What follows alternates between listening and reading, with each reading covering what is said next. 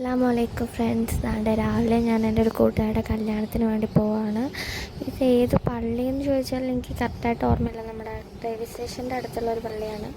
അപ്പോഴത്തേക്കും Christian wedding ആയിരുന്നു. അവൾ വന്നിറങ്ങി നല്ല ക്യൂട്ടായിട്ടുണ്ടായിരുന്നു. അവളെ കാണാൻ വേണ്ടിയിട്ട് ഫസ്റ്റ് ടൈമാണ് ക്രിസ്ത്യൻ വെഡ്ഡിങ്ങിന് വേണ്ടിയിട്ട് പോകുന്നത്.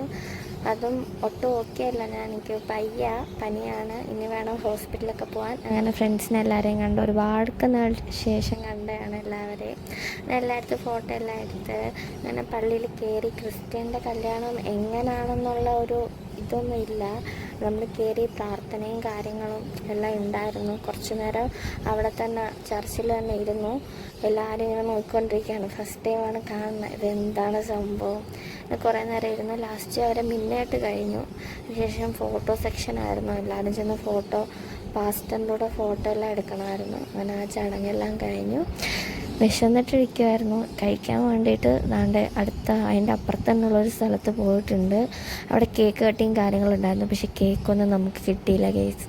നമ്മൾ കേക്ക് കിട്ടാത്തതിൻ്റെ വിഷമത്തിൽ നമ്മൾ അടുത്ത ബീഫ് ബിരിയാണി ആയിരുന്നു ഉച്ചയ്ക്ക് കഴിക്കാൻ വേണ്ടിയിട്ട്. അത് കഴിക്കാൻ വേണ്ടി വെയിറ്റ് ചെയ്തിരുന്നു.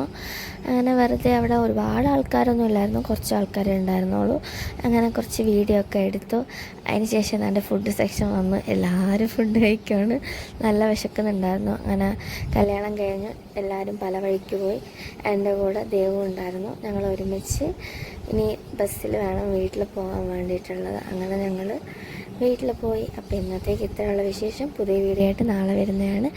Bye bye all.